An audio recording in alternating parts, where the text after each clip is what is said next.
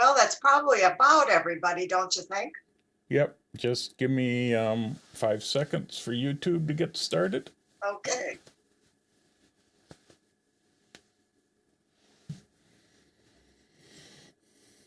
Oh, I see we've got Mark Van Cleve from Florida. Oh,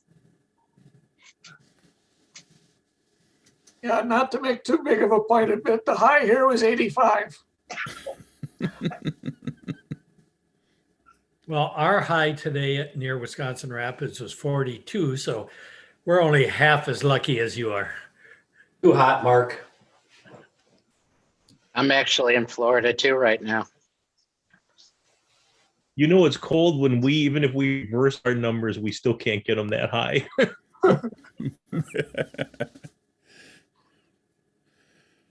Yeah, the humidity is actually fairly low, so it's been quite comfortable. Okay, let's see here. You should go and do a lot of bird shooting when you're down in Florida now. I have been out doing some of that. I'm still figuring out where the best places are to go, but I'm accumulating a fairly good collection of birds that I have absolutely no idea what they are. I even got an interesting one of the cormorants had caught a fish and was trying to get it down its throat, but the fish was too big and it simply would not go down. And he must have worked on that for a good 20 minutes before he finally gave up and flew away. So that was kind of interesting. Okay, Jane, you can start. okay. Do we have anybody new tonight? I don't think so. So welcome. We'll go through the news and then we'll have, we'll show President's Challenge photos, field trip photos, show and tell with Jesse Buchholz and Chris Landau. I probably mushed that. Tips and hints is Ian. And then our program with Debbie Durham. So she's already here with us. So for the news, a reminder that this Saturday is the Wacko Seminar. Brian Hansel, he'll talk about landscape composition and the hot spots of North Shore of Minnesota. I'm assuming you can still sign up if you haven't. That's true, Yep. Ken and Jeff? Yep. Yep, you can still sign up A all the way up to the reminder, last minute. a reminder that the Wacko competition, the uploader is open. The deadline is April 12th at midnight. If you've never entered a Wacko competition, you would want to sign up on that Wacko uploader before, you'd want to do that early. I don't know, maybe like April 1st or April 5th, so that you can be approved. That takes a little bit of time. Doesn't mean that you wouldn't be approved. Everybody will be approved that's a Wacko member or a member of one of the Wacko clubs. But it takes a person to actually do that, and they need a little lead time to do that. The special categories this May competition for Wacko are flowers in nature and creative altered reality in the open division. So all that's on the Wacko website if you want to look it up. Next month, we are going to have like a Luminar demo. Is that what you would call it, Jeff? Yeah, it's we have a lady from Luminar that will demonstrate Luminar AI and all its new functions, and it will be a webinar, so it's a little different than what we would normally do. She and I will be the two panelists, and everybody else is just going to be able to watch. And the way to submit questions will be through the Q&A. And I'll be watching the Q&A and passing the questions on to Angela. So we will have to have our meeting first, and then 15 minutes like 7:45, we will sign out of this meeting and sign into the Luminar meeting. And I'll get the link out to everybody. And Ellen will probably put it in the newsletter. So you do have to register for the meeting as well. So it'll work a little bit like it did for, oh, I forget her name now. Yeah, Lisa. Except that with Lisa, she was holding a regular meeting so everybody could talk to her. Oh. With this one, this is an actual webinar, so nobody will be able to talk. They'll just be able to listen. Okay. Now for April, we've already had a submission for the President's Challenge of anything over 50 years old. So it's a tough category, I think. But No selfies for those over 50, okay? That's a given. Okay, yes. So I do hope to see some photos of things that are over 50 years old. Maybe somebody has some photos that they've taken over 50 years ago. Maybe that would qualify. And then we need volunteers. So Ellen, I do have a little note here. What date would you need photos for the newsletter for?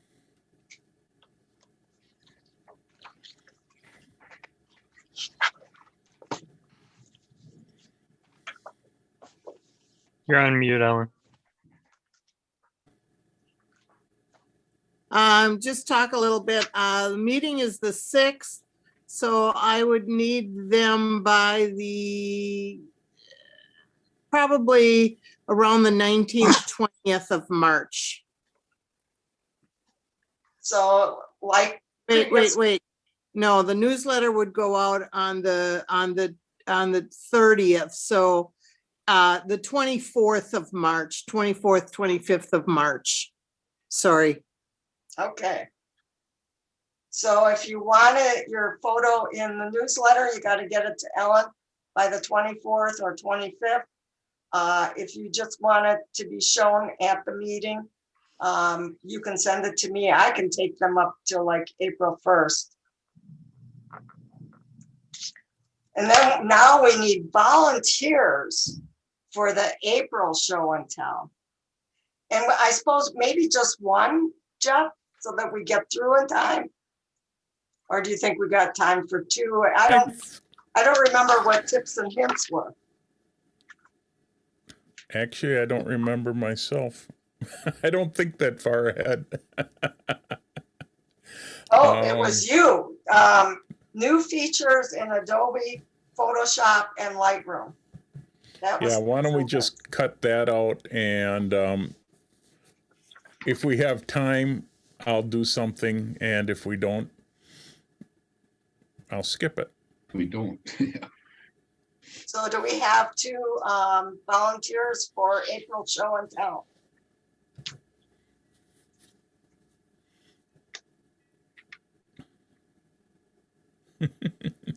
Don't everybody volunteer at once now? Yeah. How about you, Jeff Ewing? You're muted, so I take that as a yes.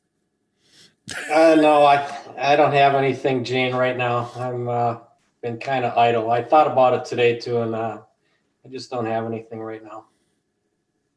How about you, Priscilla? You're muted. You really twist my arm.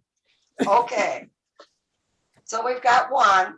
How about you, Don?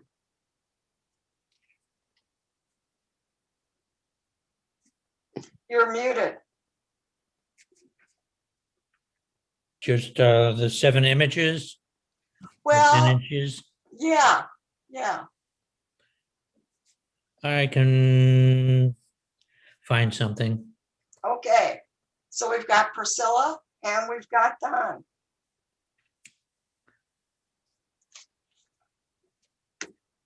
So that brings us to me having to share my screen, which is always like So we'll do the President's Challenge and the field trip photos.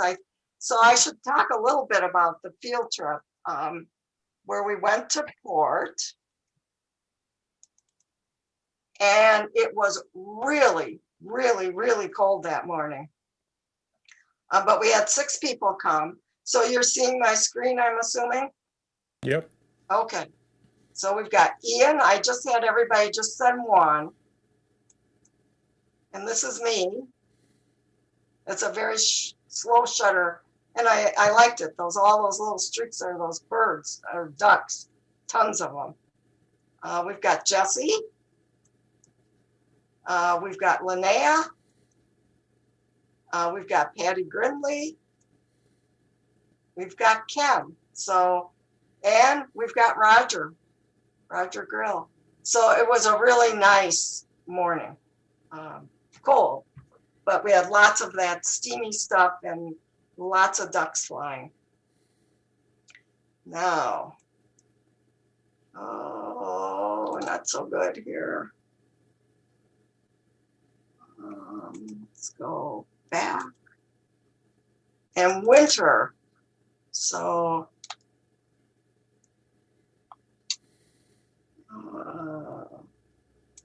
got quite a few pictures in for winter. And I'll go through my screen sharing is paused. So are you guys not seeing this screen? No. Uh-huh. What happened? We're seeing Resume share. Roger's Okay, last I picture. found it. It's not. I'm sorry.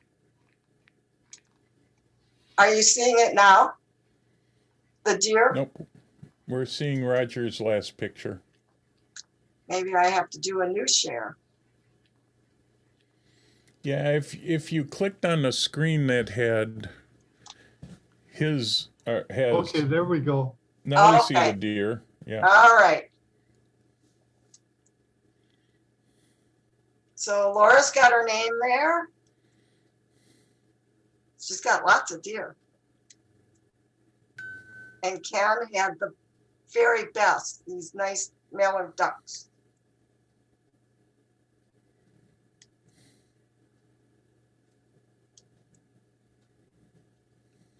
And this is Ken Warning from downtown Milwaukee. And then up in Port Washington. And that's probably around his house. And Patricia got some of that nice snow. And then she got the nice warm fireplace. And Roger, he's doing his ice sharing.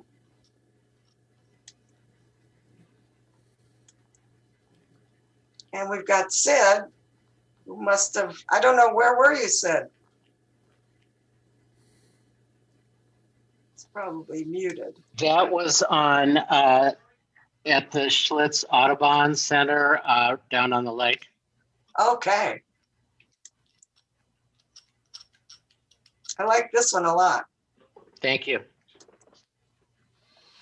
Also Schlitz Audubon, my backyard. Something's a little buried there. And this is Ken Morning again. So that is the end of the field trip and the President's Challenge. So thank you, everybody. I think we had a good group of people enjoying winter this year. And we certainly have had winter, so. I just thought Hey. the shots were really, really nice. So it was tough for me to cull, which I didn't do a very good job of, but so I tried to use as many photos as I could, even if I could use parts of them and stuff like that, even with the mallards. So yes, but they'll be on the website, right? Correct as well. It's part of the, I don't know. Part of the video will. Yeah. If anybody ever Oh. sends me images, I'll put them on the website. Jane, Yes, This is funny. That one picture you showed with the slabs of ice, one on top of the other, I think that was done in Photoshop because it looked like layers. No, no, No, it no, that sits, was not.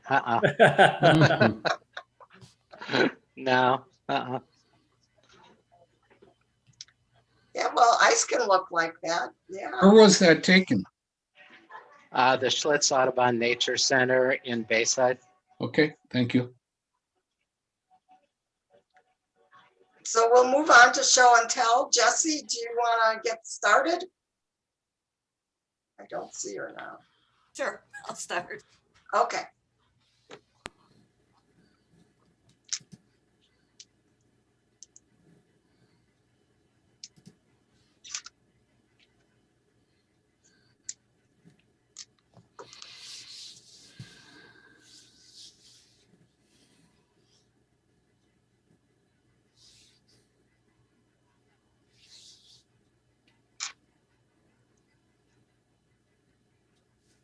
See it? Yep, Yep. we can see you. See a flower. This is one of the, it's called an African daisy. And of course I did it with one of the backgrounds. This is what my wild lupine in my garden last spring.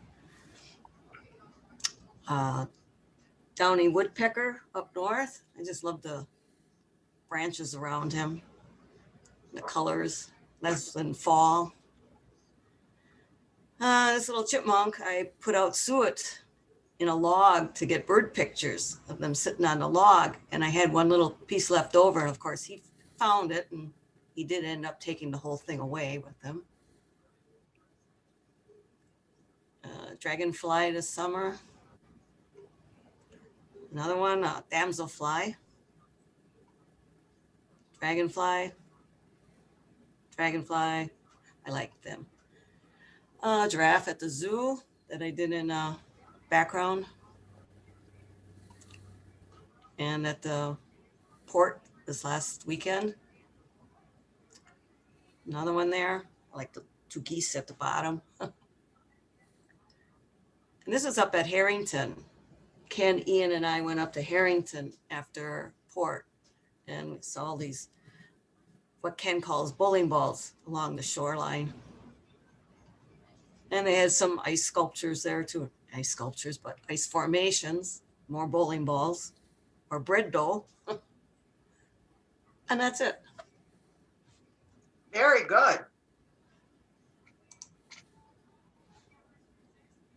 All done. Chris, are you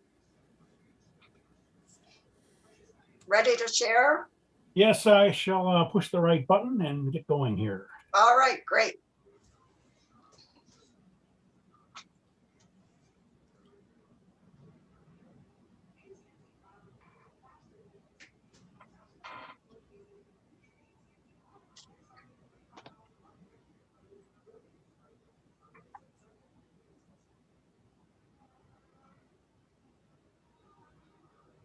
I'm sharing my screen and I see you on it instead of me here. Let's see.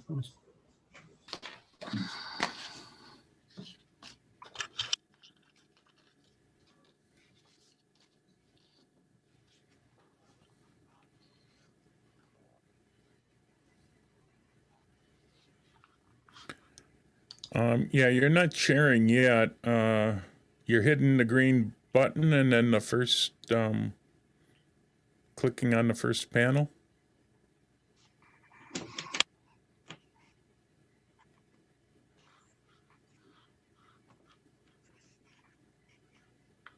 We don't hear you. You're muted, Chris.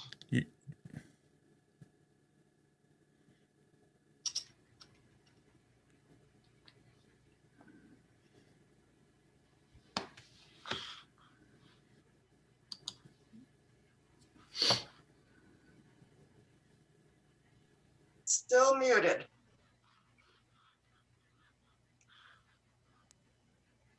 Lower left-hand corner for unmute.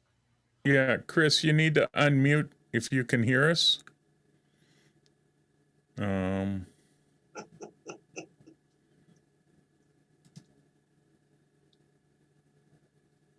Yep, we're not seeing it.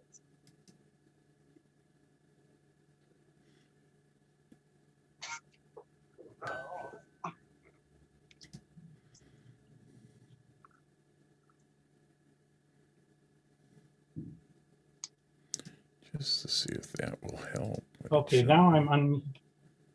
I should be.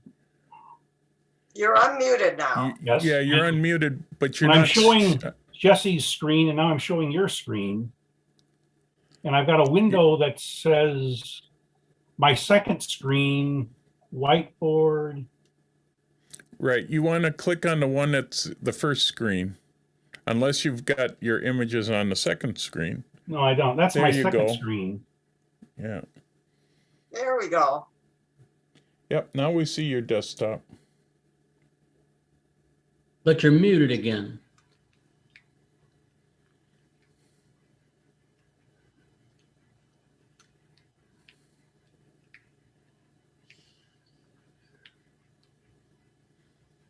Chris, you're muted.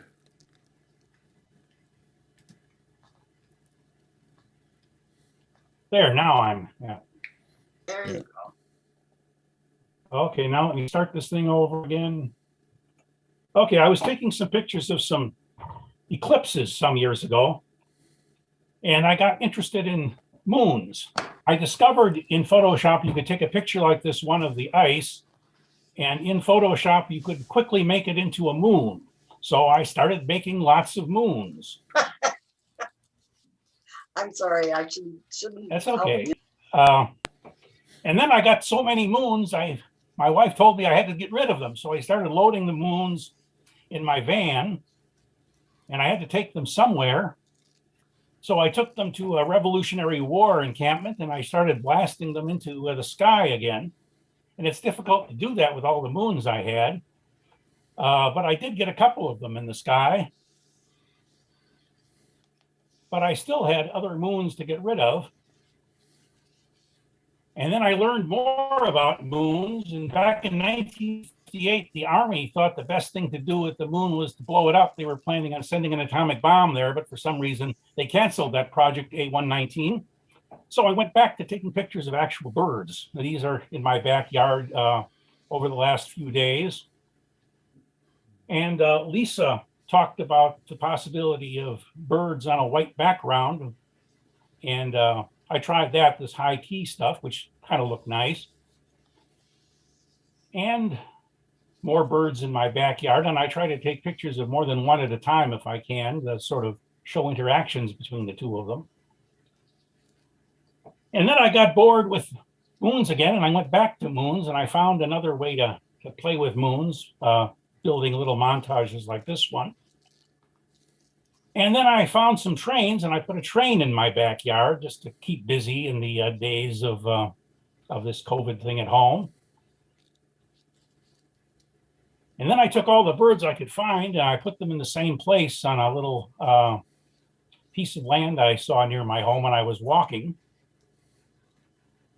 And then I got my mother's cat involved with the photography expedition here, and I messed up this little cat with a. And then I decided after my brother was looking at UFO shows on TV, I'd see if I could find my own UFO, and that turned out to be relatively easy. And what else do we have coming up here? I believe that is the end of what I was trying to do. That's the end of what I was trying to do. So thank you very much for listening. Well, very interesting and very creative. Yes, that's what I was going to say also.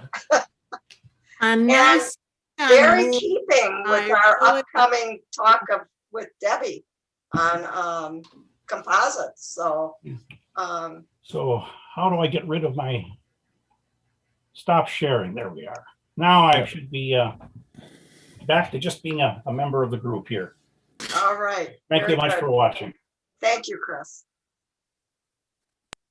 And Ian, you're up next with hints and tips. tips and hints. All right. Jeff, let's see if this works, because remember, I'm on Big Sur. Yeah. Good luck.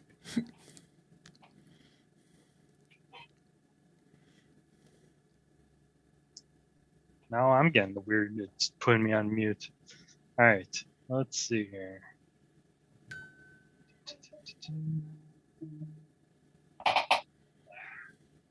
All right. You guys, I'm not on mute, all right? And you guys should see my Lightroom, correct? Yep. Yes. Looks good. Yay, all right, so far so good. All right, so I am doing just kind of, I decided to just make this kind of an informal introduction to Lightroom profiles. It's something Lightroom kind of expanded close to a year ago, I want to say.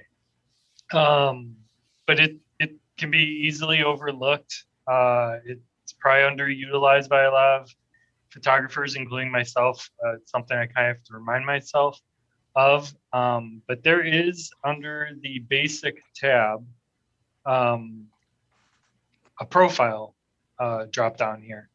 And basically what profiles are is when your camera takes the image, your sensor is capturing photons that are hitting it and converting those to basically ones and zeros in the background, numbers, calculations based off of the voltage that hits it. And then that has to somehow get turned into a photo. And your profile is how it is taking all that data and actually translating it or interpreting it into an image. And everybody kind of does, different manufacturers kind of do it differently. So Canon profile will be different from a Sony, from a Nikon, from a Fuji, etc. And what you can do here is in Lightroom, you can change those profiles. Adobe defaults to the color, Adobe color profile. They used to default to Adobe standard. Now Lightroom defaults to Adobe color. So chances are most of your images are probably being processed through Adobe color if you're using Lightroom and you've never messed with this. But there are a whole bunch of other profiles out there. These are just the ones that I have favored, put in my favorites, so they appear here. When you click in the browse, there are a whole bunch more. I don't even have these expanded, so they have them kind of grouped in the favorites section, and then when I scroll down, there'll be an Adobe RAW section, a camera matching. So camera matching are like, if I go into my Sony camera, if I was shooting JPEGs, they have something called, I think it's creative profiles. And it's the things, so if you were to set it on vivid, your image would be more vivid. And you can change those in your camera when you get JPEGs. The nice part here with Lightroom is you can change these profiles on a raw image and still manipulate it as a raw image. And you can change the profiles after the fact. And then there's even artistic ones in here. As I roll over them, you'll kind of notice, I know some of these are more subtle changes than others. So where I see it easily on my camera, on my screen, zoom might make it a little harder. But as I roll over these, the image will change on the fly, which is nice. You can kind of figure out what you want to start with just by flipping over them. You can star them to make them a favorite. And then there's black and white ones. There's a whole bunch of different black and white ones. And it just gives you a really nice starting point, depending on how you want your image to be. Do you want it to be more moody? Do you want it to be softer, more high key, those type of things? You get a nice starting point. There's some modern, I think is the last of, oh no, and there's vintage down here at the bottom. So it just kind of keeps going. As you saw from my favorites, I don't play with these all that much. It's probably, it's on, it's one of those things like when I get bored with Lightroom and want to do something new, or I have an image that I don't love, but I like it enough to play with it, it's something I usually dig into. And I'll point out, if you pick the artistic ones or these, anything but like the Adobe ones or the camera specific ones, you can pick an artistic one and you can change how the amount, so how much it affects your image. You know, here it's going to be really purpley looking on this one. I can turn it all the way down so it's 0 and it doesn't even show up. So you can mess with this. And again, this is just how it's interpreting the data that hits your camera. And then from there, you still have all of your traditional sliders and that stuff. One neat part is you can change all these and it's not going to affect your sliders either.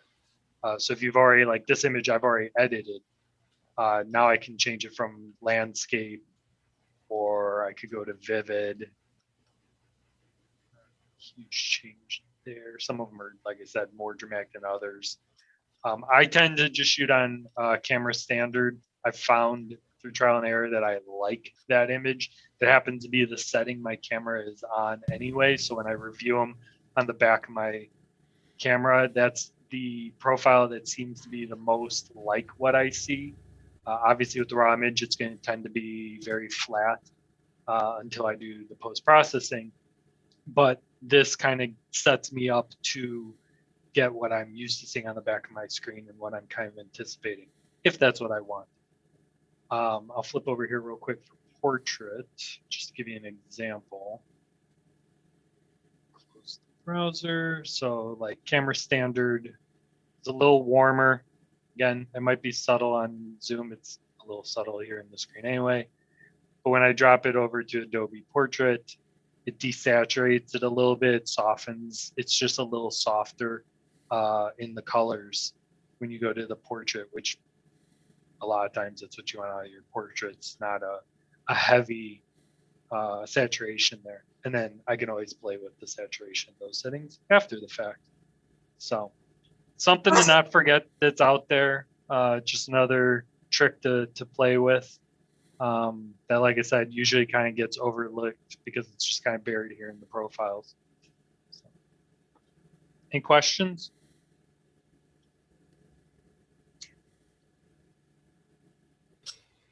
Can you add to the profile? Yeah, people sell profiles, people make them. You can, I don't remember. Yeah, here, I think. You can import profiles. So Okay. they're based off of LUTs. A lot of them are based off of LUTs. I am not even going to try to talk about LUTs because I don't know. I've not done my own research on that. But again, it has to do with the light and what makes them. But I have seen when I've gone out looking at information on profiles and stuff like that, there's a whole bunch of sites out there. Here, you can buy our profile pack, blah, blah, blah, and then you can import them. I think you make them through like Photoshop and stuff is one way. I might want to comment a little bit about that, maybe to make sure that people understand even what a LUT is. Back in the old days of video work, they used to try to make their videos look like film. And they created the looks. And you see that if you watch television, you'll notice that most of the time a movie does not look quite like anything you shoot on your camera, yet many of those films are shot on things just like your camera. So a LUT basically changes colors. It's like settings that you have in a profile, but on steroids. It's a lot more powerful. It can take colors and literally shift them into completely different areas. Something that a regular profile cannot, I mean, a regular, what's the regular ones? Not profiles, the ones on the left-hand side. Presets. Presets, there we go. Presets can't do. And the beauty of using a profile is that it does not change your sliders at all. So once you've made the decision of, you have to decide if you want to do a profile first or at the very end. Sometimes they work better if you do them in the beginning. Sometimes they work better if you do them at the end. But then you can do all your adjustments on top of that if you wish, because none of the sliders move. This is basically put at a much lower level. It fixes your pictures at a lower level. Yeah, and you made a good point. I hear cameras used to use this thing film, and just kidding. The profiles are designed to mimic, or they started as a way to mimic all the different types of film that you could buy, because you used to buy different types depending on what you were shooting. You know, if you're shooting black and white, there's a whole bunch of different black and white types of film you could use. Well, here you have different types of profiles to get that same type of, you know, interpretation. So it's a way to expand your images and what you get out of them. Yeah, By the a way- lot of different places are selling them. Matt Kluskowski sells a whole bunch of them. They're basic lookup tables. They're not real easy to make, but not super hard. And they are used more in video than they are. Generally in video, though, they're being used nowadays to match cameras so that all the cameras match and look the same. I will mention that I believe Matt has said that the person who did the black and white ones was the person who did the Nix software black and whites. And he has said that he actually thinks these are better than the Nix black and white adjustments you can make. So if you do that, and maybe you don't own Nix, or maybe you don't own a current version and you want to see something, you know, how this works, go into profiles and play with their black and whites. And you might actually like some of the profiles that are in there. Yep, just one more tool to play with. Well, that was good, Ian. I have to say, I don't think I've looked at the profiles in Lightroom, so I will do Most that. people haven't. Yeah, yeah. You know, we get stuck in a rut. We do the same thing all the time. And Well, and it used to be buried in a different panel. It was down in the calibration panel, or, you know, section of it. So it was way down at the bottom, kind of in one that's not as used as often. So about a year ago, they moved it up to the basic panel. So it's more accessible now. I will be looking for it. Well, Jeff, that brings us up to Debbie. If you want to introduce her, and hopefully she's listening. And yeah. Hey, Debbie, you can come back on. Hopefully you're close by. oh, yep, she is. Okay, I hear. Yeah, I'm here. Okay. Well, I met Debbie and Ralph through PSA, and I've been talking to their camera clubs down in Chicago. They're down in the Chicago area. So I've done a lot of talking with them, and I've seen some of Debbie's creative composites, and they just blow my mind away at how super they are. And when Wacko came up with the creative altered reality thing, I thought of Debbie's images, and this is what we should, I would say, all aspire to. Not to put a lot of pressure on you, Debbie. No, it's fine. I'm just trying to figure out how to turn my video back on.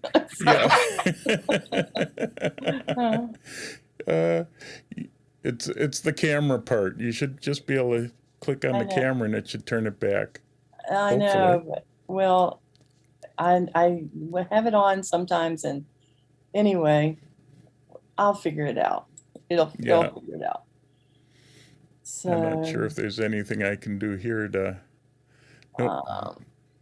But so I've known Debbie and Ralph for quite a long time, and we've gotten to be good friends. And I just thought this would be a great time to have her come and talk to our group to give us a leg up on creative altered reality stuff that Wacko has coming in the near future.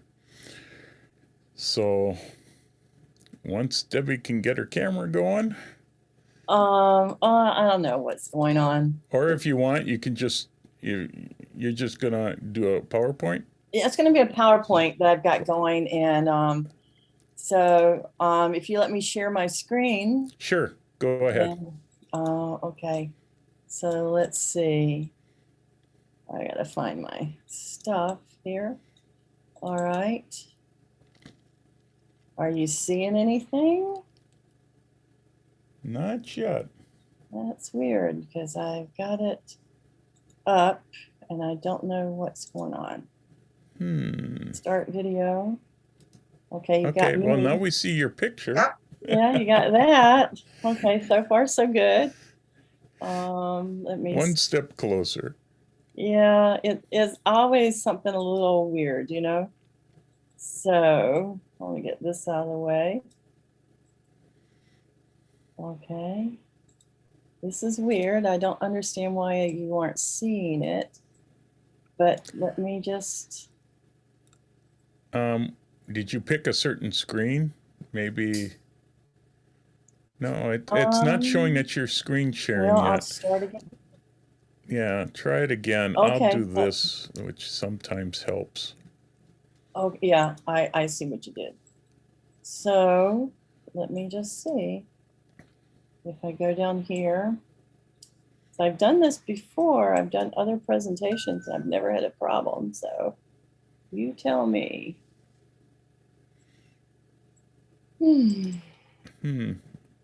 This is weird. Okay, PowerPoint and Zoom. Let's see. There we go. And here we go. There we go. And now we see it. Now you see it. And then I'm going to do this form. Okay. So let me get back to the beginning because it's not in the beginning. There we go. Okay. So far, so good. So everybody can see everything, right? I think so. Yep. Okay. Good. And so let me just, first of all, when Jeff first talked to me about this, he was talking about compositing. And in my work doing creative, I think it goes way beyond even compositing. So I'm going to show you the things that I do, and I use a lot of my images, but I'm actually going to talk a lot about the history of what I've learned in my process of learning how to do this. So you have to bear with me. So the first thing, it all begins with imagination. And some of my friends in the camera club said, you know, we understand you do all this stuff, but tell us how you get there. And I said, what do you mean? He goes, well, how do you come up with these creative ideas? So I'm going to talk about that as well. So the first thing, my introduction into photography began as an offshoot of my husband's interest. I am a musician, so you should know I'm a clarinetist. I do play in this group that's affiliated with Northwestern. I did go to Northwestern for my master's degree in music. I was a band director for 38 years. So that's my beginning. And my husband's taken lots of pictures like this. This is the North Shore Concert Band that I've played in ever since graduate school. So I've always been in a sort of an artsy environment. I've always taught, you know, in like my last school I retired from, is Stevenson High School. It's a very large art department, and we've won national awards for arts and its education. So that's how I began to begin with. So how about this creative stuff? So creative digital manipulations, that's one word for it. Another one is altered reality. It begins with imagination. You have to have some imagination to really get into it. So Webster says, is the act or power of forming a mental image of something not present to the senses or never before wholly perceived in reality. Now, I will tell you, first of all, that I like this stuff, and I'll show you how I sort of began this process. So develop your imagination. That's the first thing. And there's ways to do that. First is to read. You read a lot. I do read a lot, and I like to read fiction better than nonfiction. Daydream, that's probably become second nature for me. socialize. And I do have a lot of friends, and my friends are either photographers, but a lot of them, most of them are musicians. And assist, and that's to brainstorm, like help other people, learn from other people, play. And I play in many ways. I play with photography, and I play with my instrument, and I play with lots of other people, either in photography, coming to my house and shooting with them, or just playing my instrument with them. And I do ask questions. I try to ask questions of people that are better than I am, which is a lot of people. Create, and I think I do like to create things. I like to, I have taken some lessons in painting.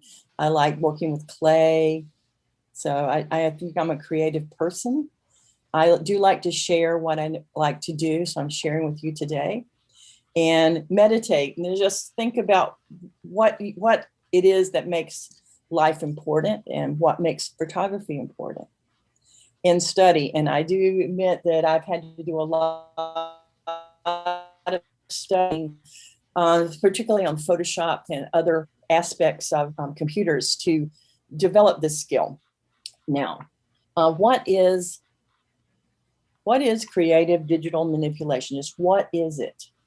Now, this is Wikipedia, says photo manipulation involves transforming or altering a photograph using various methods and techniques to achieve desired results.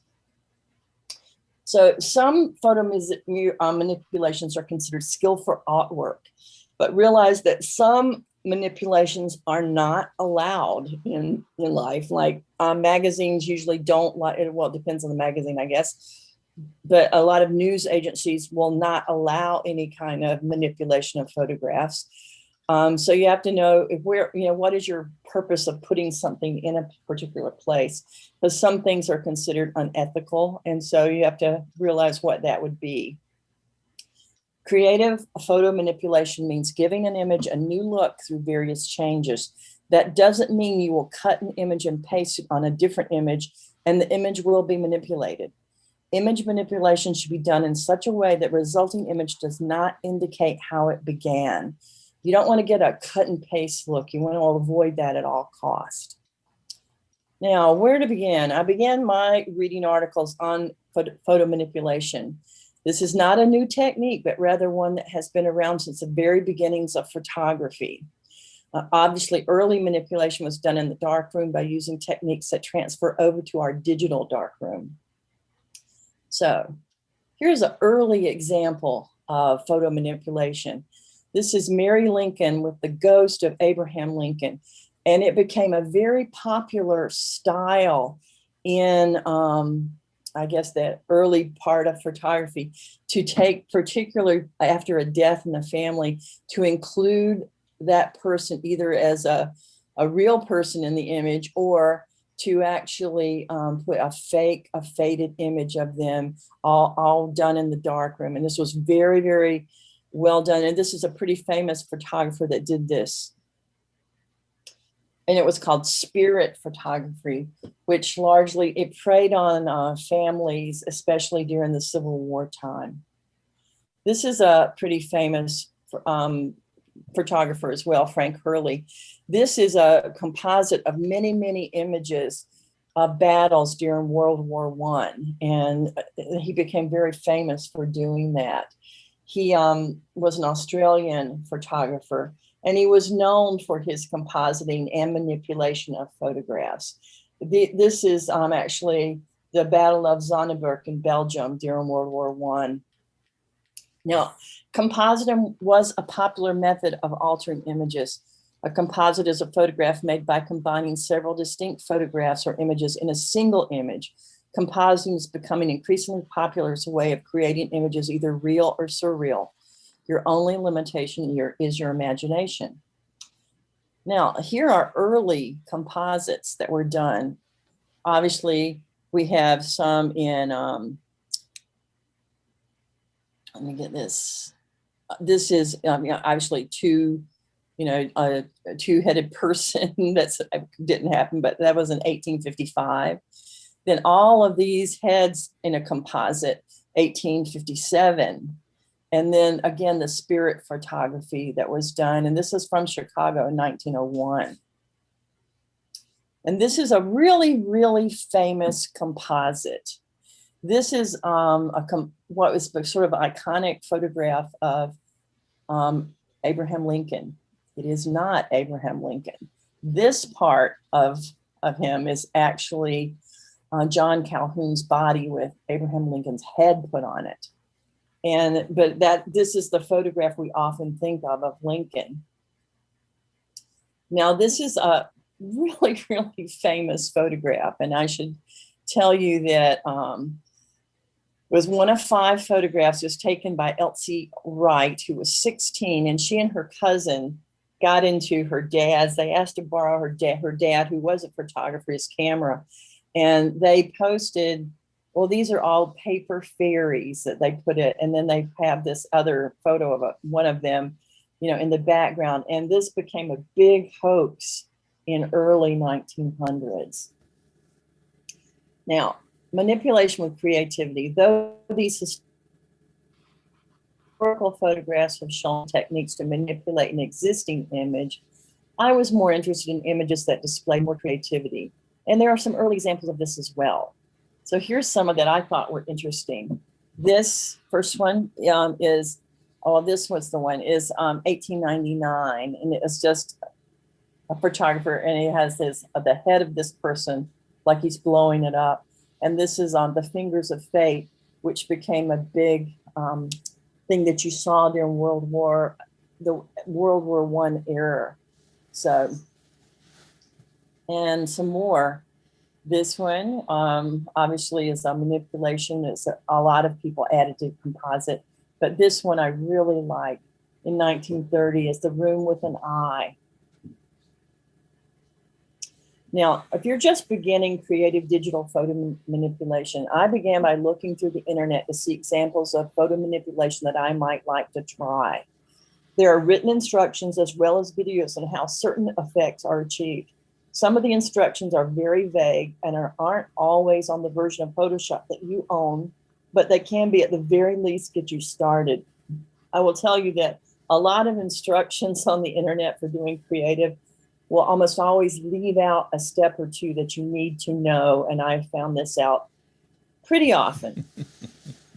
So here are some examples that I think are interesting.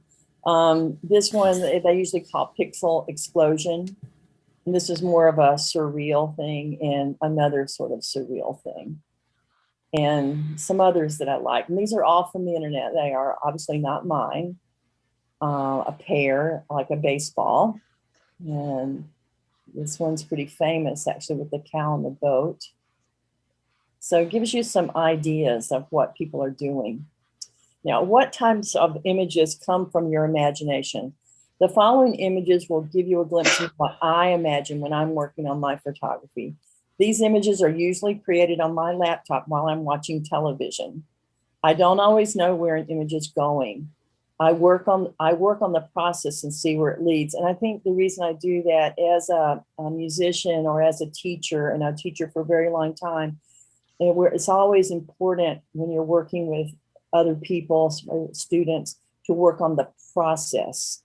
The process is really important, especially before you get to your first product. So it's always important to work on your process.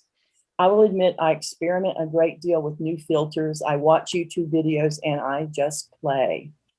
And I'll admit I don't always use a mouse. I do all this with a trackpad, which I know people think I'm a little crazy, but I do.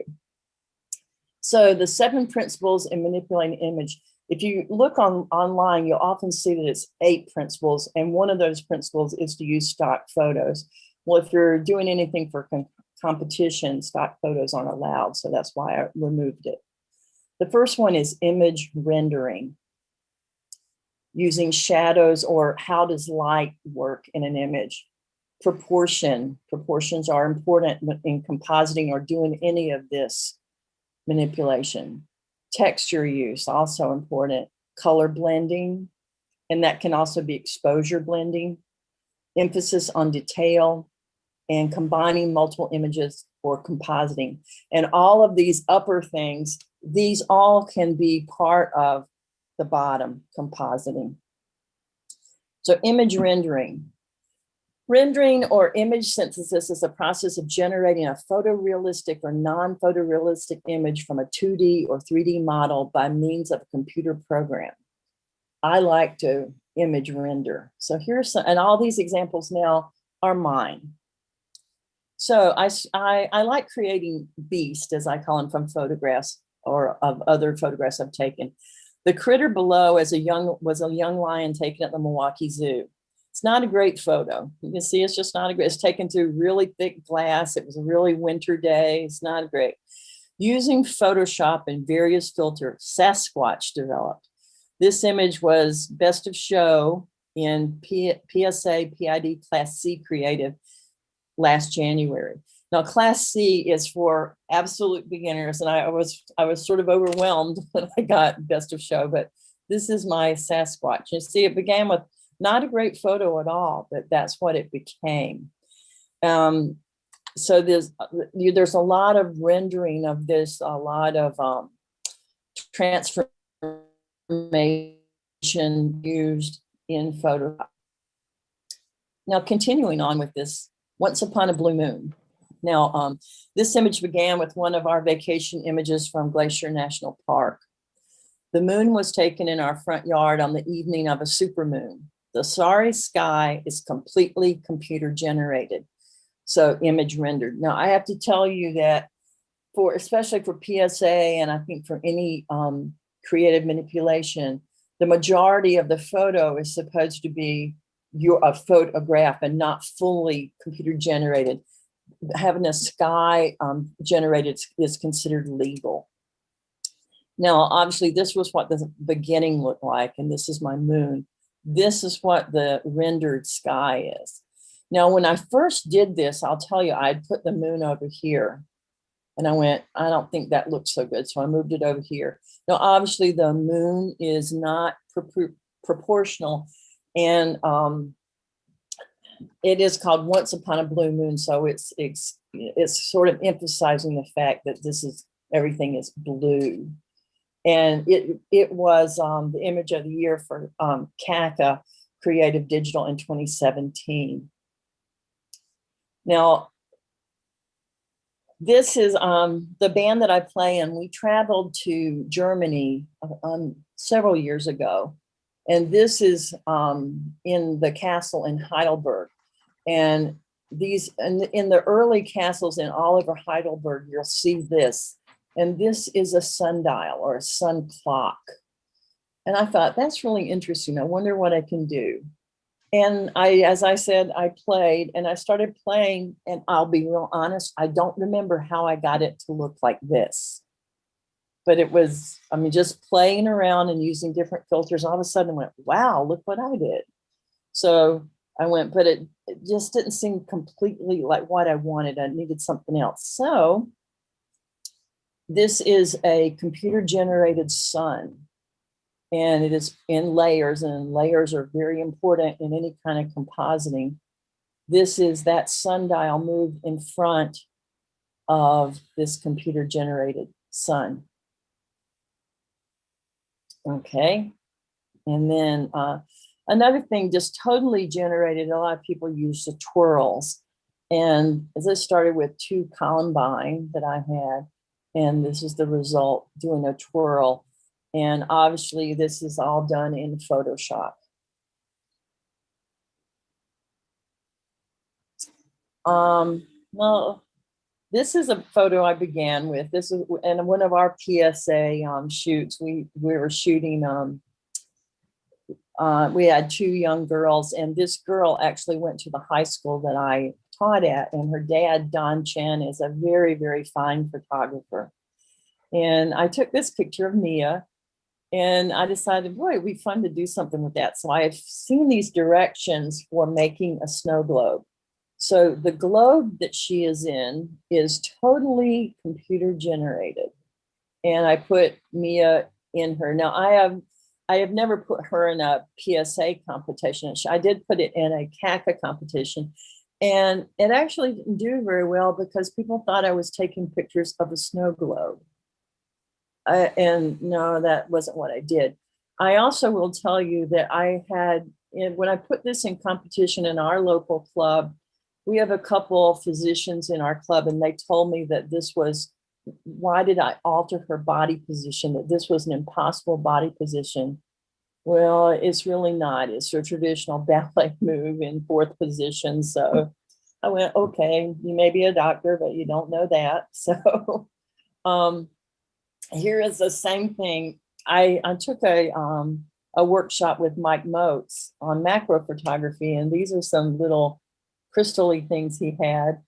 And I started playing with them, and this thing emerged, a little critter, and I put it inside a globe, and it was, I can't believe I'm in here. So, and then another kind of rendering are kaleidoscopes, and all done in Photoshop. It began with this daylily, and I know I took this at the Renaissance Fair, and it became this in a kaleidoscope. Same thing, this began with a photograph I took at the Hoopauer at the Baha'i Temple in Wilmette, and this is the kaleidoscope, how that became that. Now, things to be aware of when you're doing compositing or this creative digital is, what is the light source? Are there shadows cast? Does your resulting image represent the light seen? And that's very important to know. So this is in dealing with light, shadows and light. So it was a couple of years ago, they do a big presentation at Union Station in Chicago for Christmas. And I had taken a lot of pictures of the trees and stuff. So I went to the back of the hall, and there was this nice staircase. And so I flipped it this way. And I went, boy, that's sort of pretty. It's got some interesting light. And about 300, probably 300 yards away from me were a woman and her little boy. I took a picture of them. I said, boy, I think that might be interesting if I put them at the bottom of the staircase. Now, if you know, there was light here. And even though I changed this into a black and white, I had to deal with the light. And if you have people, that means you have to add shadows. So I had to figure out how to cast shadows of these two people in black and white, and I left them in color. So this was important to know that the light was overhead here. So I had to figure out where these shadows were going to be cast. And that was leaving the station. Again, this is the Once Upon a Blue Moon. And originally, I think I said that the moon was over here, and I realized I couldn't really do that because the moon is a light source. And when I had done this, there was a real white area here because it was sunny that day. And even though I turned it into blue, I said, oh, okay, I got to move the moon. So I moved the moon over here so that it looks like it is the light source for this white area. And this was taken at House on the Rock. And this was Merlin. It was downstairs. He was over in a corner. And there was a lot of light on his face because of the way where they had him set under this light. So I went, well, I wonder what I can do with that. So he was holding something else. I don't remember what the original had. So I said, well, I have that great moon. So I took the moon and put it at the end of this little chain, I think it is. And then I decided that to make this look like, because of all this light that he has on his body, I went and added a flare here to get that light looking like something. Also, when you're doing these, you have to think about proportion. And proportion refers to the size of the parts of an object in relationship to the other parts of the same object. So it's important when you're adding compositing, either you exaggerate proportion purposely or you have to get it right. So on one of our vacations, we went to Fort Ticonderoga in New York, and they had a group of fifes and drums, And then there was this really cool door, and then there were these mortars. Now, I will tell you that this image is actually 4 images. The one in the back, the door, is the beginning. The fife and drummer are a part of another image, and they had to be proportional. And since I had a door, I had to think about, for your average size man from an exit door, where would his head fall, and to make these the right size. These 2 mortars were in a totally different place, and I sort of remember how they stood against a wall and put them. And then the last thing I added was this sort of American flag, and I reduced the opacity. I don't think that worked very well. This was an early on process of doing this, but gives you an idea about proportion. Now this one is called I'm a Prince, and I have to admit I love taking pictures of frogs. And there is a small pond near us that's a part of the Volo Bog, and they have a little pond that is absolutely full of frogs every summer. And this is one froggy that I took a picture of, and this is sort of a filter done so that it looks more like a painting. But I went, I wonder what his little head looks like. It could look something cool. So that is a water lily that I took at the Chicago Botanic Gardens, and you had to size it so that it looked like the crown that it fit his head. So the proportions had to be right, and that gives you an idea of how that's done in I'm a Prince. This one, in fact, I was telling Jeff, I got a message from PSA today that I just got an honorable mention in Class B. I got moved up to Class B, and I got an honorable mention on this one. This again is Don Chin's daughter, Mia, and she was wearing a totally different outfit.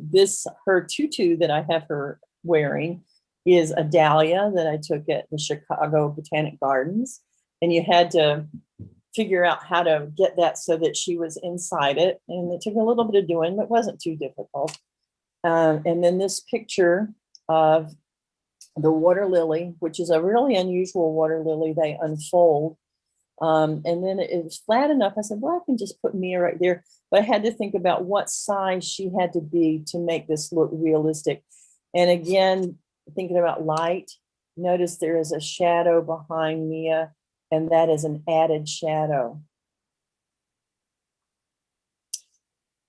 Texture use. So texture may not bring in realism to your art, but they are important when blending all your images together evenly. And texture can add depth to your images.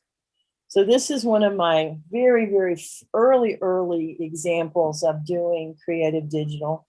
And we did a bird shoot on Camera Club, and they were bringing lots of other birds in, for us that they were holding and stuff. But this little guy was off in the distance, and I had this brand new lens that my husband had just bought me. And I look in the distance and I go, well, this is the real deal. This is the one in the wild. And he was watching all of us and all the handled birds. There were a lot of owls we had, but so this little hawk was watching us. And so I've done a little crop and some filters. This is how that began. This is not a great image, but this one sort of worked. Another shoot that our camera club did at the Chicago Botanic Gardens, and there were lots of passion flowers blooming, and this obviously is a passion flower. And this is several different filters on top of the passion flower, so it looks sort of otherworldly, I think. And this is an interesting story. I was at the bog taking pictures of my frogs that I like, and regularly they have sandhill cranes come there, fly over or come in there. I was so excited. I'd never seen really big sandhill cranes up close, and these cranes were walking around. They weren't even very far from me. So it's not a great image because my hands were shaking. I was so excited to see these sandhill cranes. So I took what was not a really great image. I wouldn't use it for competition, and I didn't enter this in competition, but it makes sort of a nice painting, sort of a Monet-ish kind of painting.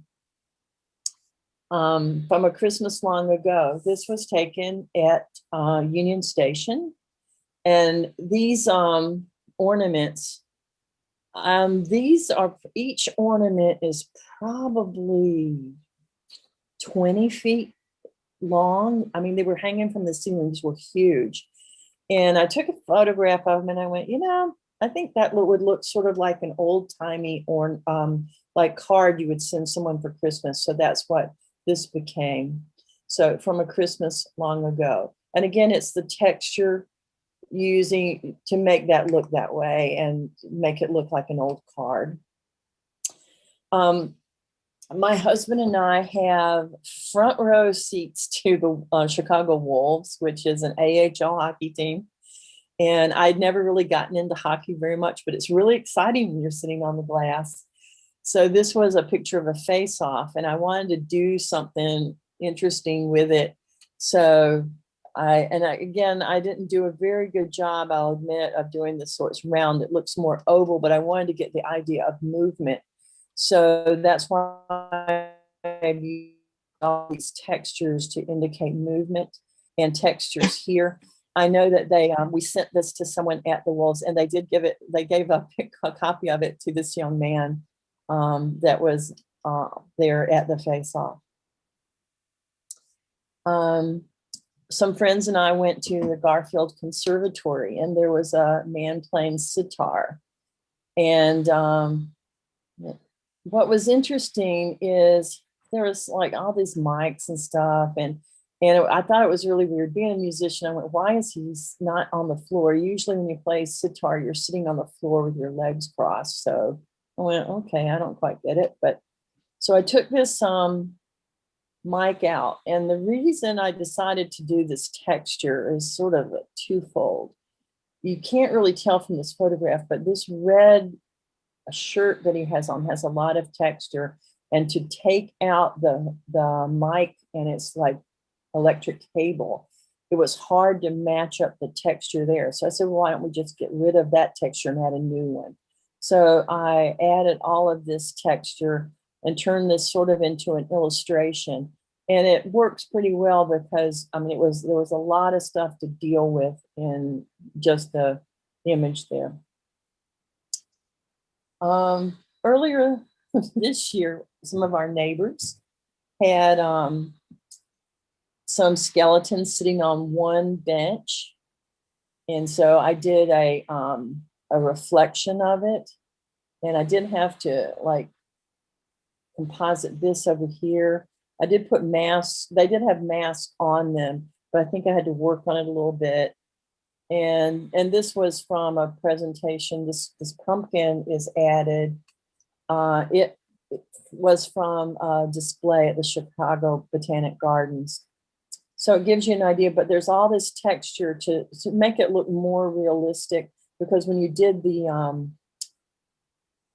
the reflection, it didn't seem something that was a suitable. So I just added this texture to it.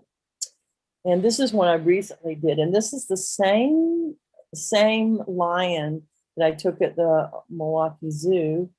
And I added all this texture, and this began as a not very good image. And this is, so it looks sort of like a patchwork a little bit, with real colorful. Now, color blending, using hue, saturation, and other blending modes to alter aspects of your image. Okay, so this was a PSA shoot that a while ago, and it was at the University of Chicago. And I've never really been to the University of Chicago, and they have this is from the Divinity School, and they have these great windows. I went, okay, that's sort of interesting. So I started there. And I'll tell you the composites I've done before, as I'm trying to do this blending. This angel is from the National Cathedral in Washington. And it just seemed like I needed that there. These rocks were not there. I added them from another photo I had from the University of Chicago. this person, this ghost here, is actually one of the deans of the high school that I taught. And I had a photo of him that I'd taken on a band trip that we went on. And then there's rain. It's a filter that I did. And then we have some lightning. And I turned the whole thing. And each time you did any of these composites, you had to blend the colors or the black and white to match. Now, this was many, I can't even tell you how many layers it was. And it actually did not do very well in competition. And sometimes that just is what happens. You don't always do what you think you're going to get so if you've worked really hard, it doesn't necessarily come out in a score or whatever. Next, this is a recent photo I did, and there's a lot of color blending here. This is a very small, this little critter here is, and I know I'm not going to pronounce this right, there's a particular area of Mexico that they draw these, they carve these little figurines, and they are all mythical in nature. And I taught a student a long time. His mother was a Spanish teacher, and they gave this to me as a present, and you put all these little pieces together. And I thought, I didn't know what kind of animal it was supposed to be, because I always thought it looked like a devil. Now, this in the background, in the COVID time, my husband and I experimented with taking photographs of smoke. So this background began as a smoke photo, and it's had many different colors blended into it. And then this is rendered fire from Photoshop and added. And then there's lots of different color blending in different kinds of modes and different filters to make this come about, to make this pop, and then the back to look sort of unique. And this is some fairies I took at Renaissance Fair. And I wanted these to look like they're coming out of the tree. I think this one did better, and then maybe this particular fairy. But you had to blend them all together to make it work. And I think it did okay. I believe this is actually a total of 4 images. The tree and this background is one image. This fairy is another one. This is one, and this is one.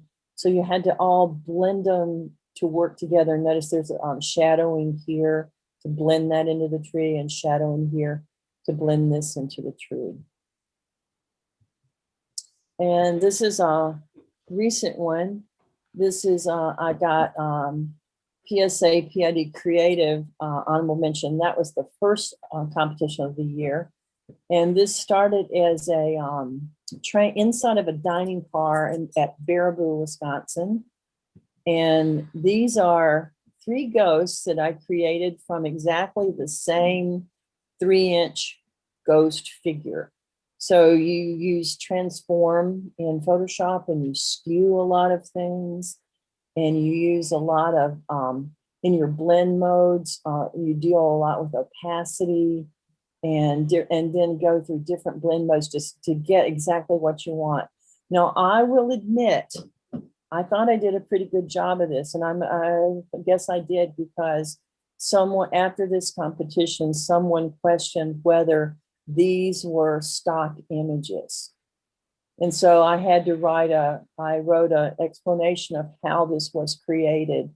And that tells you, the better you get at this, the more people, either they don't know how you did it, or they question whether you did it correctly or not. And I guess I'm getting to that point now. Emphasis on detail, special importance, value, or prominence given to details of an image. This was taken at St. Mary, the University of St. Mary, which is a seminary right in our backyard. And this is from the library. One of our camera club members is one of the instructors there. And Father allowed us to go over and do some photography, which is a real special deal. Because not other than students that are there studying for the priesthood, nobody goes inside the library. And so these were these cool things. So this is a reflection. And I thought the lights were just so into these chandeliers that I had to go and do something with the light. This is also taken at the University of St. Mary the Lake. And this is, this angel was found at the top of a divider in the back of the church. And the wings were not spread like this. I created these wings from making duplicates of a small set and spreading them out. And then you have to blend everything to make sure it matches. And this is the final that I did. I used a cloud background that I had and added some light. My name is Norbert the Dragon, and believe it or not, Norbert began as an orchid I photographed at the orchid show at the Chicago Botanic Gardens. The orchid was duplicated and run through many filters, most of which were in Smart Photo Editor. The eyes are from a rattlesnake center, like awesome fire created photo shot. So this is it's a real, I don't know the exact name of the orchid, but here you can see the rattlesnake eyes, and this is just a background that I added. And I didn't think the blue looked much like a dragon. This didn't look much like a dragon, so I turned it red. But this is an early version. So it changed into this more red looking version. And this one, it was our Christmas card for 1 year. Like I had said, that they decorate Union Station and they have the Polar Express for all the little guys to go and see. And so this was what it began with. This was the train. And so, you know, I did a selection of this, and it goes over here, and then you have to work on the background. And it had to look real. And I know I've watched the movie, The Polar Express, many times at my high school. We used to do a faculty babysitting, and I have seen this movie quite a number of times at Christmas time doing that faculty babysitting. So I thought we needed to add, you know, add this in this detail. We have to have a light. The bell was a little, had some work done on it. And then you had to create some snow. I actually didn't have all of this, you know, I had to add some more of the cowcatcher, and had to think about what it actually looks like in the movie, The Polar Express. This is a new one I've done. A couple years ago, it was right after I retired, we went to House on the Rock. It was around Halloween. And they had, you know, there's a big collection of carousel horses. Early, as you first go in the House of the Rock, they had this carousel horse there. And I was looking at the pictures of those the other day, and I said, boy, I think I could do something with that. So I began, and I went, okay, we're going to do some playing with what the colors look like here. And I thought, you know, that really looks like one of the horsemen of the apocalypse, and one of them was death. So I did some motion blur here. And this again is some of the smoke pictures that I had taken, and it's more of a bluish color. And I thought, well, let's add fire at the bottom. And so this became my, but I was thinking about the detail. I actually changed the color of the eyes. The eyes actually came out as a bright blue, and I didn't really care for that. So I added the green in it, and just tried to think about all the detail. Now, this did have to have a big pole taken out. And so some of this is actually recreated here. So, you know, just little details you have to take care of. Now, combining multiple images in compositing. The process or technique of combining visual elements from separate sources into single images, often to create the illusion that all those elements are parts of the same scene. And we've been seeing this all along. Now, here is one of my very first composites, and I just thought this was so fun. I took this picture of a nautilus shell, and I had taken all these images. Actually, this is probably about 36 to 40 layers, because these were roses and all these were separate. And they're all, I think I made one little conglomerate, and then it's duplicate, but that started as maybe 4 images. And you have to make them all sort of blend together. And again, this was a real early example. So it shows you, what happens, as and when you first began, what you had to do. Again, taken from what was at Union Station. They had the Polar Express, and then they had a menorah, and then they had a dreidel. And I went, oh, I think I can make that into something that would look like a Happy Hanukkah picture. So now this menorah was actually a lot bigger. The dreidel was way oversized, but I decided, let's just turn this. And I actually had to recreate some of the dreidel. It wasn't all there, and some of the menorah, because the way they were situated, you never got the complete picture or photograph of the item. So I had to do some recreation. And then added the background. Now, this is one of my not so good composites. It actually did okay in competition, but I'll tell you what I don't like about it. The little girl's picture was taken at a workshop for young children in drama. Our camera club deals with the Citadel Theater, and they run workshops in the summer for children interested in theater.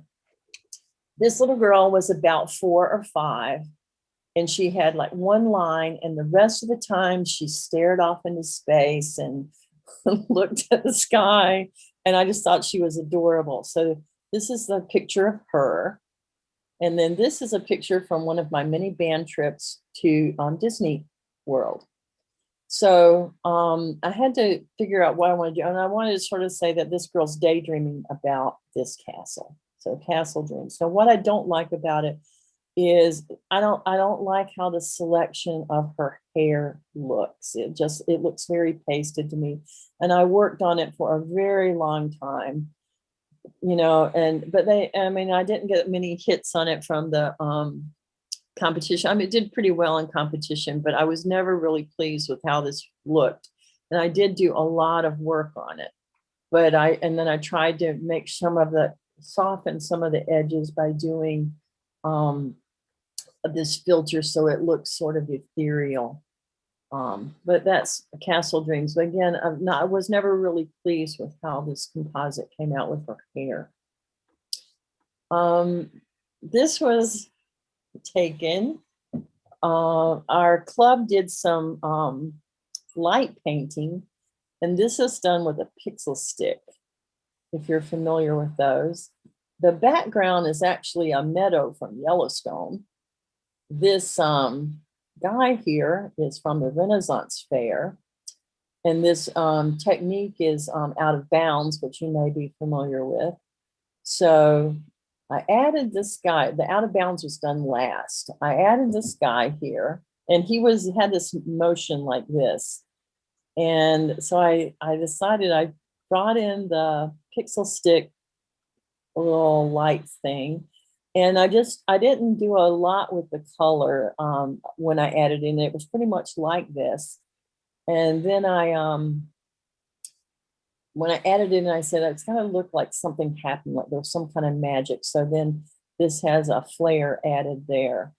And then the Out of Bounds was done, and it all sort of blends together. This is another composite that it started at the jazz band at the school where I taught. They asked me to go and take photographs of them making a recording. This is actually done at a studio downtown in Chicago.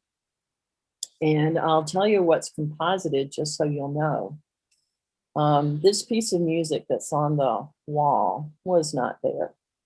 There was just the grand piano, so this did not exist. This window was there, but it was completely blank. In another area, there was this young man playing bass, and I added him in with this music stand into this window. These notes, which are sort of bizarre, I didn't add another music program to do this. So this is just sort of done from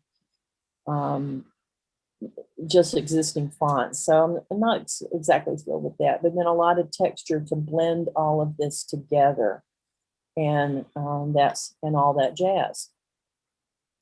And this is recently, it's actually going into competition next week, I guess it is. This is sort of a Japanese garden that's near the University of Chicago. And actually, there were a lot of buildings in the background here, but I did a good enough crop and then enough that I could recreate so that you don't see what it looked like. And then this is done sort of in illustration style. And I tried to get a lot of the reflection here. This couple is from the Renaissance Fair, and that's all added together. And when you added the couple, you had to make sure that it was behind the railing. So you had to do a little bit of work there, and it wasn't too difficult. That's a view from the bridge. So have fun. There's always other types of images you can do. And sometimes when you look at an image, your imagination will take you to a different place, and you can use Photoshop and various filters to create these images. So, give you an example. This, called Flower Child, began as a camellia. And I started playing, and I went, oh, that looks like a person's face. And so we get Flower Child. Again, from a light painting that we did, I did a reflection. And when I did the reflection, I could see this pumpkin, but I didn't think anyone else could. So I did a lot of selections and actually changed the color of this so it's orange and then the green so you could see the pumpkin better. And okay, these pumpkins were actually taken when a few of us friends went down to Cantini, and they had some pumpkins just sitting there. I said, okay, that's cool. And then we had taken the smoke in the garage. I turned the smoke green. And then I made a little jack-o'-lantern face on this pumpkin and had the bottom of that green smoke coming through it. This actually began as the weirdest looking flower I've ever seen in my life at the domes in Milwaukee. And so this, it's a duplicate, and then I decided I had to add eyes onto it because it's pretty strange looking in it. I was a flower. Again, from the domes, they recently had a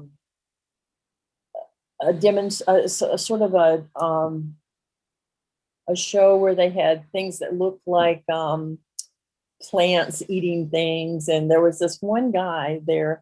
And it was just, so I did a duplication of him, and it looks like he has a sort of a Cyclops kind of guy, and changed the color, and that is You Are Mine, like he's after you. And okay, this began here, is from Garfield Park Conservatory. This was a Helleborus, a little flower you see sometimes early spring.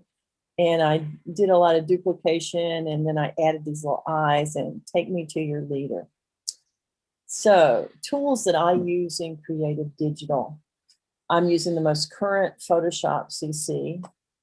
Under Edit, I use Paste, Paste Special, Stroke, Transform Warp, Scale, Flip Horizontal and Vertical, Rotate. Under Image, Image Size, Canvas Size, Image Rotation and Crop. Under Layer, Duplicate Layer, Smart Objects. Under Select, Deselect, Inverse, Select and Mask, Modify. I also use under Filter, I believe I've used or experimented with everything under this tab. I've also gone into the 3D version because there are some really good videos on making shadows in 3D. They're a little easier to control in 3D than in 2D. Under View, zoom in and zoom out, fit on screen, and under Window, arrange workspace extensions. Other programs and filters I use regularly is Smart Photo Editor, which is a very inexpensive program from Anthropics in the UK. I think it's like $29.95, and it does a lot of very interesting things very quickly.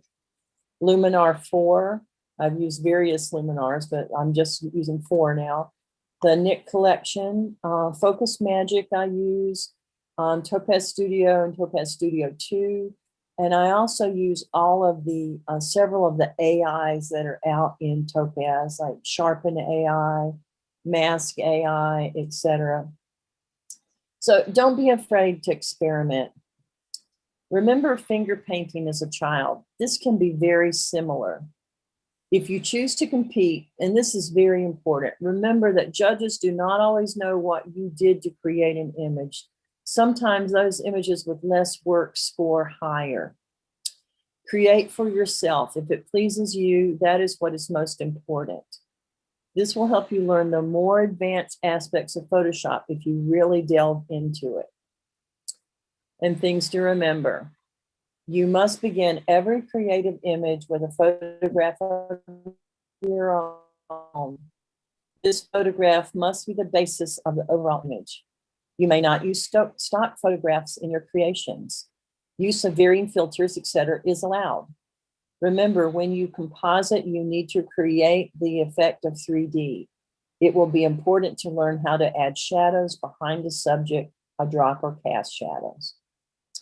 More things to remember. Always look at proportions, unless you are purposely avoiding the effect of proportionality. This is an important aspect in making your images look plausible. When compositing two images, you need to consider both light sources on each image as well as the color range so the combined image looks natural. Be careful in making selections. Layer mask with refined eggs help here. I like to enlarge final image up to 400% or more to really see what I'm working with. And I can't say that enough. I mean, I work so that these images are huge so I can see exactly what the edge looks like. Closing thoughts. Most importantly, don't be afraid to start over. Creative digital manipulations are time consuming and do involve a great deal of trial and error. It is not uncommon to spend multiple days, hours working on one image to completion. I frequently start over the same image 3 or 4 times. Learn how to undo your work. It can help save time. I'd say that early on, especially, it was not uncommon for me to spend 12 to 20 to 24 hours on one image because I may have started it over many, many times. And sources for assistance. And these are just some places that I look at. One that I really like that I will tell you about is Blue Lightning TV. Marty Geller is an expert on Photoshop and teaches a lot of these various advanced techniques. Like I learned how to do the snow globe from Marty and some other things. CreativePro.com also has tutorials on Photoshop as well as other elements of the Creative Cloud Suite. And these are various ones. I really like this, and actually I'm a member of this, PhotoshopEssentials.com with Steve Patterson. He is excellent and can teach you almost anything you want to know about doing something maybe very minor to something very big. And these are some more, these are to tell you where I got some of these images from. And thank you very much for having me, and see what you can create. And if you ever want to contact me, my email is debbiedurham@comcast.net. So thank you very much. Thanks, Debbie. That was really great and interesting. Can you email me your sources stuff, and I can send that out to the group? Actually, I will send you my entire PowerPoint, and you are feel free to share that. That's what I usually do when I do a presentation. so they can see what I did and, go through it. And did anybody have any questions at all? I mean, I'd be glad to answer. Yep. Debbie, this is Ellen Hanrahan. How many layers do you work with? I thought you said you had 60 at some point. I could easily, but what I'll have to do is start flattening or start merging down in different areas. But all in all, I could easily have anywhere, I could easily get 60 or probably even more. That was my question. Do you work with all the layers, or at some point do you decide this is what I want here, and then you can flatten that image? And yeah, I do that a lot. So I usually, instead of just flattening, I may just merge down so that I could, if I decide that maybe I didn't like something, I could go back a little bit. But yeah, there's lots and lots and lots of layers all the time. Okay, so big difference between merge down and flatten, and then flatten. There's a difference. Okay, I'll check into that. Thank you. You're welcome. What's your process for a lot of the backgrounds? You talked about the backgrounds, but a lot of those backgrounds are filters. They're filters that I may start with one filter to change color, and then you keep adding filters on top of filters to get those backgrounds. And do you then maybe save that background as an image so that you can reuse it later? No. Okay. I don't usually reuse them at all. Okay. Anyone else? I had someone actually tell me they thought when I made these, I was on drugs or something. I go, no, they're just me having fun. So, but I encourage you to try, especially if you want to learn a lot more about the advanced features of Photoshop. This is a great way to do it, because some things just require you to figure out a lot of advanced things in Photoshop. And that's actually how I've learned a lot of those things. Yeah, that's how I learn a lot, just playing around and spending hours playing with stuff. Just hours, yeah. So. Yeah, hours, perhaps days. Yeah. And I know this was different than just compositing, but I think you could tell almost every image was composited, but there's something that you have to do within the compositing, and I wanted to make sure that you saw that aspect too. Well, I think it's going to help everybody when it comes to our new competition section, to at least give them some ideas of what they can start to shoot for and how to get started. And Debbie, I'm sorry. This is Ellen Hanrahan again. Sure. God, I think how big are your files? I mean, you must have a lot of memory that you work. I do all this work on a MacBook Pro laptop. I do not keep images on my laptop because that would take up a lot of memory. But when you're working on a file, as you're in the Photoshop, they could be huge. Of course, when you're sending them in for competition, they're always done as JPEGs, and they aren't very big. Right. So what you're saying is that you don't have all the images on your computer, but you will work on one image or two images, possibly two different aspects, two different focal points at a time on the computer, on your laptop, rather than working off a standalone sort of computer and having all the images there. No, I don't. Almost all my images, I have them backed up, I don't know how many different drives, but I keep all the images on a separate drive. So I'm always looking through, and I usually use Bridge to look through what I want to deal with. And I pick out what I want to use.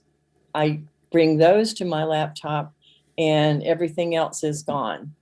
Okay. And I don't keep all those on my laptop.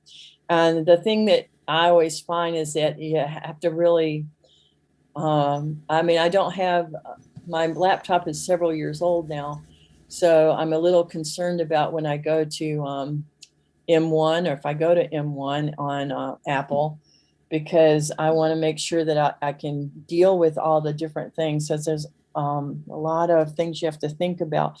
Right now, I had to max out the RAM, because between the and I always make sure every program is turned off except for maybe Photoshop and Bridge, so that I have plenty of RAM accessible when I'm doing this, because doing all these manipulations, boy, you quickly can fill up your RAM. Okay, well, thank you, yeah. Mhm. May I ask a question, please? Sure. In taking pictures to build your images, I have done some of that kind of stuff with like porcelain ducks or geese my mother has bought over the years. Is there any legal issue involved in using an image, say, of a porcelain duck that was made in Japan or China as part of your image?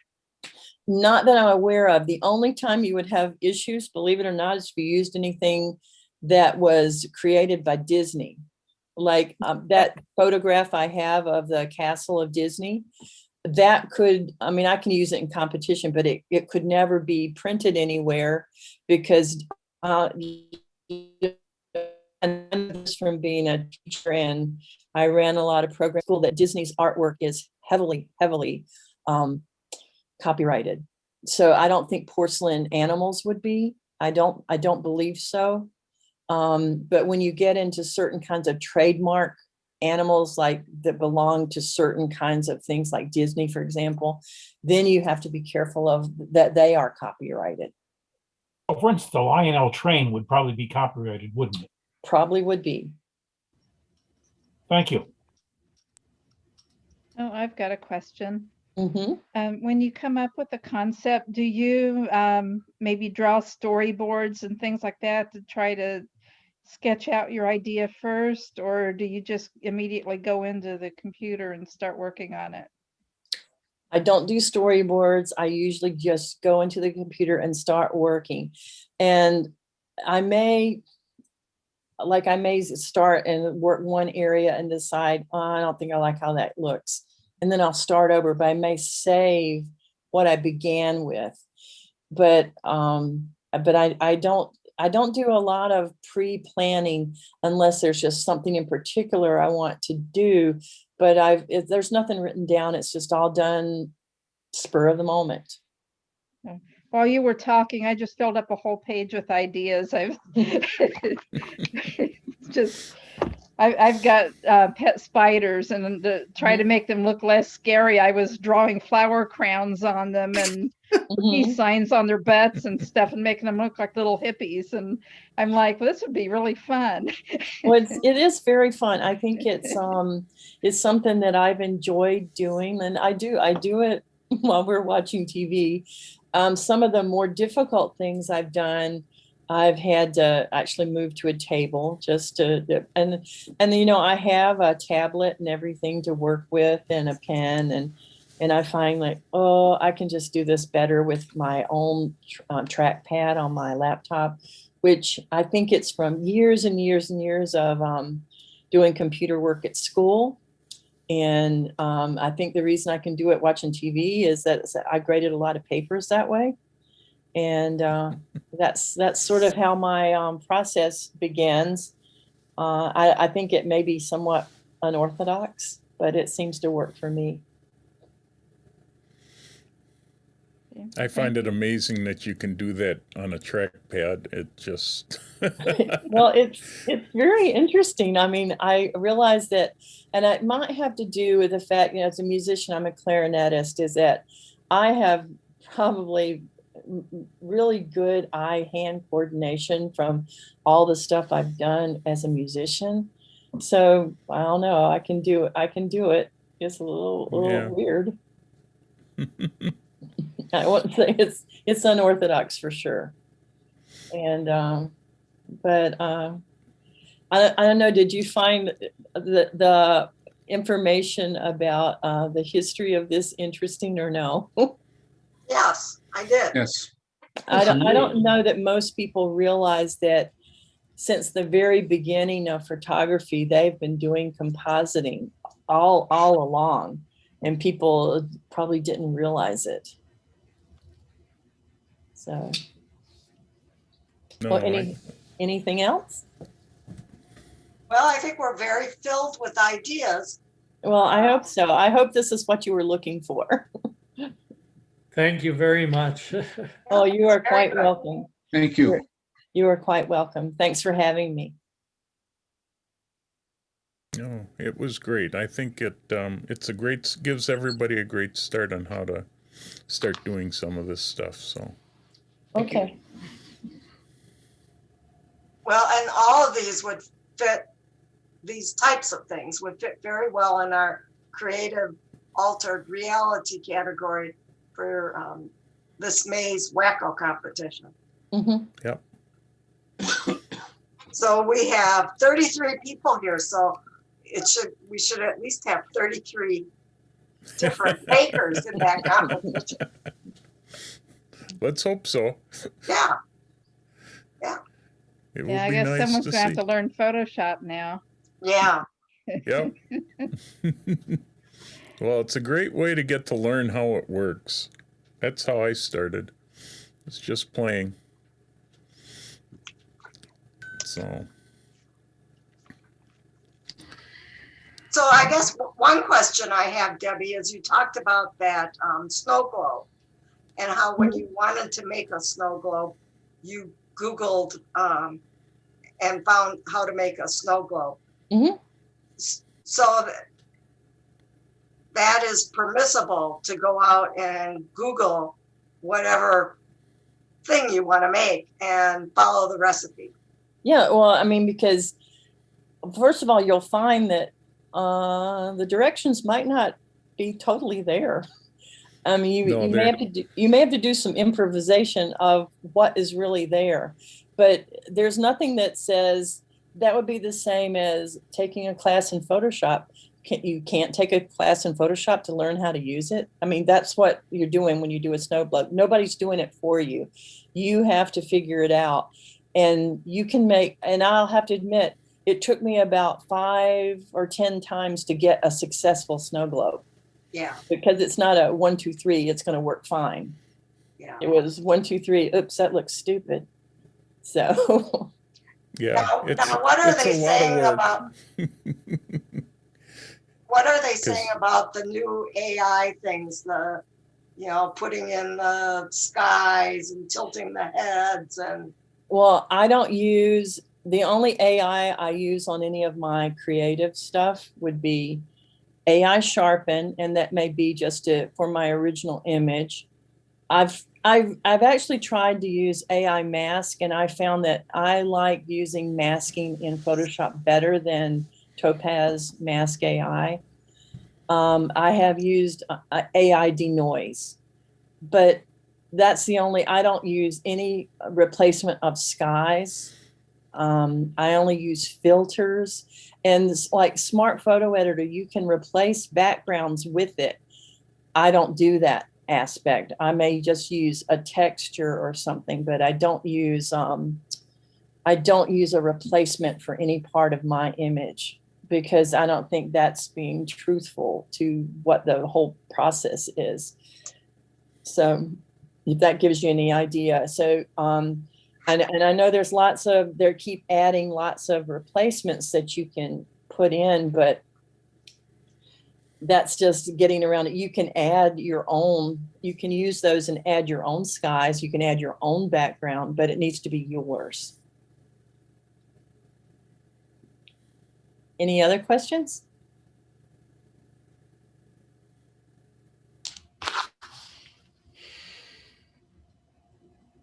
Yeah, looks good. Yeah, I used that globe for our group shot that we did, and followed the same pretty much steps that Debbie had done. Except, yeah, they do leave out a bunch of steps in there that you have to figure out how to do that globe. And then you can also come up with ways to modify like the base of the globe and do all sorts of things. But it can be a lot of fun, and once you create the globe, I've got one that's just sits there that I can put anything in. Well, So, if just- you are interested, I taught last year, I taught last February, my high school does a fine arts presentation, and they've hired me the past couple of years, not to do music, but to do Photoshop. And I have directions for how to do twirls, kaleidoscopes, and I actually have written out for another camera club that I did a presentation for how to do snow globes. And I think they're all pretty good, and I can just send those to Jeff and he can share them with you. Sure. That would be wonderful. Thank you. Be great. Yeah, I know. I've been working on planets, so I've created a couple ways to create planets, which is my area that I like to play with. So, but, Well, Chris yeah. was working a lot on moons today too, so maybe he would be working more on different types of moons. Yep. Moons and planets can be fun depending on what you're trying to do. So, hey, you might as well just have fun playing around. That's, you know, a great time in winter to do that. So, well, Jane, we're getting about to 9 o'clock. I think that we're at about our end time here. So next month, we'll have our Luminar AI. Luminar AI. Yep. And from an expert. From an expert. So instead of from me. no, we appreciate you, Jeff, very, very much. Yeah, I know. And you know a lot of people who know a lot of things too. So again, thank you, Debbie. That was really, really interesting. Yep, we enjoyed seeing your photos. Yep. Mm-hmm. Well, I thought it would be good to show you even some of the ones that weren't so good of mine, to show you what I thought was wrong. So I think that's always important. Yes. Yeah, I agree. All right. Okay. Well, thank you, Debbie. I really appreciate you coming and talking to our group. Well, thank you very much. And I'll send you all of this, Jeff, okay? Okay, great. All right. Great. Thank you. Thanks All a right. lot. Thank Okay, you. bye. Good night. Thanks, Thank you. everybody. Good night, We'll see you next month. Good night. Good night. Night. Hmm. Good night. Bye. Night. Good night.